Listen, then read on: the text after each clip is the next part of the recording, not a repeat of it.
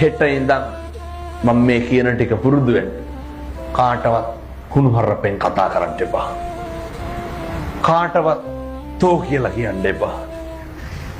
කෙනෙකුගේ හිතක් රිදෙනවා නම් ඇත්තක්වත් කියන්න එපා. පැහැදිලිද? සමහරව කියනවා නේද ඔය ඒකට නම් කියන්නේ මෝඩකම කියලා. මම බෙල්ල ගහලා ගියත් කියන්න තියෙන දේ කියනවා කියලා. ඒක හපංකමක්. එහෙම කියන්නේ බෙල්ල ගහලා ගිහිල්ලා මිනිස්සෙකුගේ කියපු එකෙන් වැඩක් තියනවද? වැඩක් නැහැ. හිතක් රිදෙනවා නම් කෙනෙකුගේ දෙපාරක් හිතන්න. ඇයි මෙහෙම කියන්න හේතුව?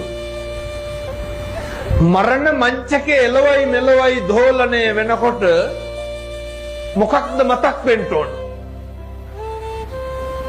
මම මගේ ජීවිතේ කිසි කෙනෙකුගේ හිතක් රිද්දලා නැහැ.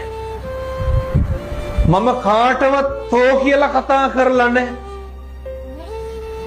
ඔක ගෙදරින් පටන් ගන්න නැතුව කියමු බලන්න කොහෙන්ද පටන් ගන්න? දරුවෙකුටවත් තෝ කියලා කතා කරන්න එපා. හරි මෛත්‍රියෙන් වැඩ කරන්න.